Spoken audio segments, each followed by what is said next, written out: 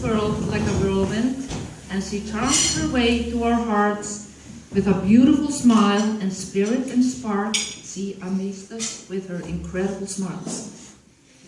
The toys did not capture her interest. She much preferred to talk.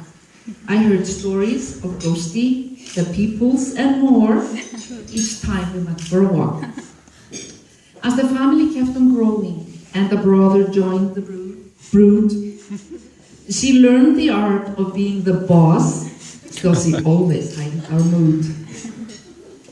But concerned her auntie in Iceland, as the baby's arrival neared, she packed up a parcel for Greta Rún, for she fitfuls of jealousy feared.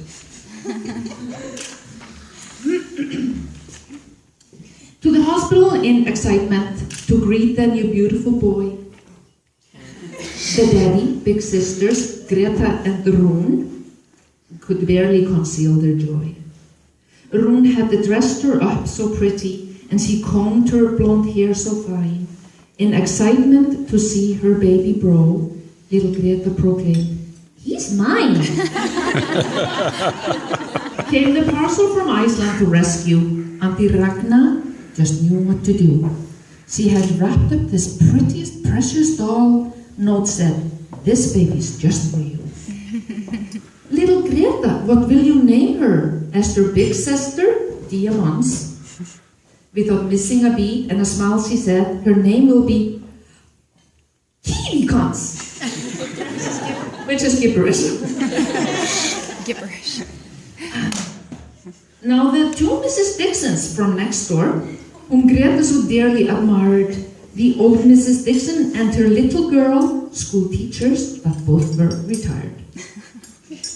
"She's a picture of health, that little one," said often the old Mrs. Dixon. I'm sad to say they're long dead and gone. I swear these are no word of fiction. Little Greta, who loved to sing and dance to the Icelandic music a-blasting, she would tear off her clothes and jump on the couch, our endurance ever outlasting. To make the story sweet and short, gymnastics became our salvation. All that energy had to be bridled and bound for our time together duration. After years of tumbling and jumping and such, much strength and endurance enhancing, a few broken bones, often leaning on crutch, she decided to focus on dancing. She dove into it with her heart and soul and an incredible dedication. Mrs. Story, who helped fine-tune her goal, this art form became her vocation. Now she went to school in Riverview and enrolled in French immersion. With 3 languages, Icelandic, English, and French, she came good at communication. And Jenny and Whitney, her childhood friends, together they showed their caring when volunteering to their heart's content at the Clinic of Speech and Hearing.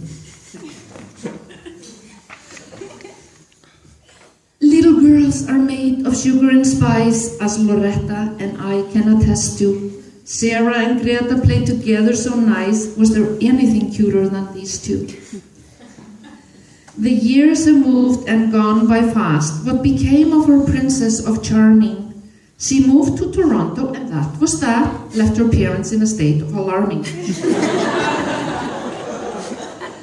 But just up the street from Honest Ed, in an apartment with Daniel and Jenna, they made this cozy little nest and promptly put up the antenna.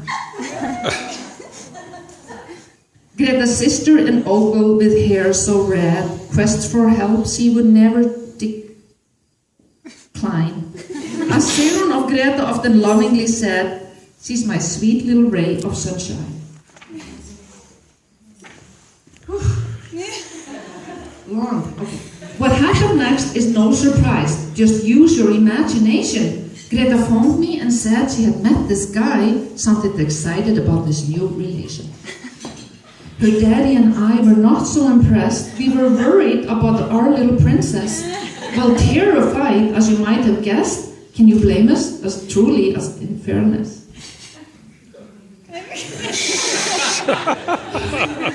For who could really be good enough for our precious little gemstone. I tell you, we were now lost our mind. We were stuck in this hopeless fear zone. Now this little story with its twists and turns, it truly has a good ending. Turns out this guy, as he quickly learns, our relations were soon on the mending. I met him first in Toronto. In their early days of dating, he was handsome, good-natured, attractive and tall. About his charm, there was no debating. When they came to see us in Winnipeg, along with her baby Brucey, you sit tight in your chair, take deep breath and relax. This story is about to get juicy.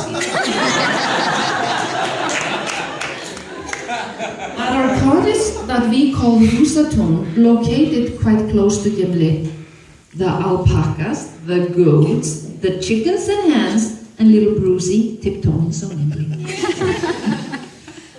Next morning, there was this pouring rain, and Ian had this strange suggestion.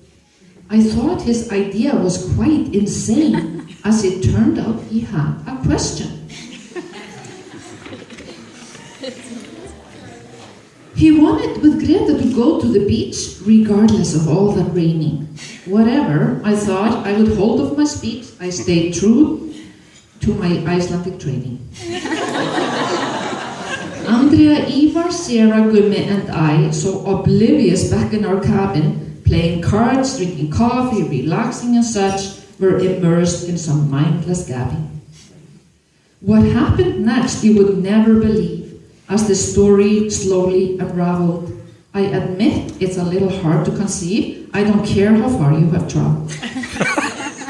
On the beautiful beach of Lake Winnipeg, in the rain's relentless pouring, on his knees in the water all dripping wet, he confessed to his heartfelt adoring.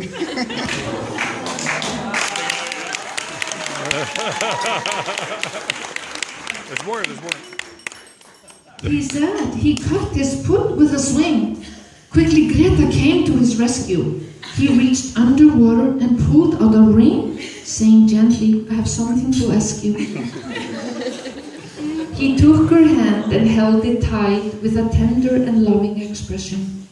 In the pouring rain and the morning light, and that's when he popped the question.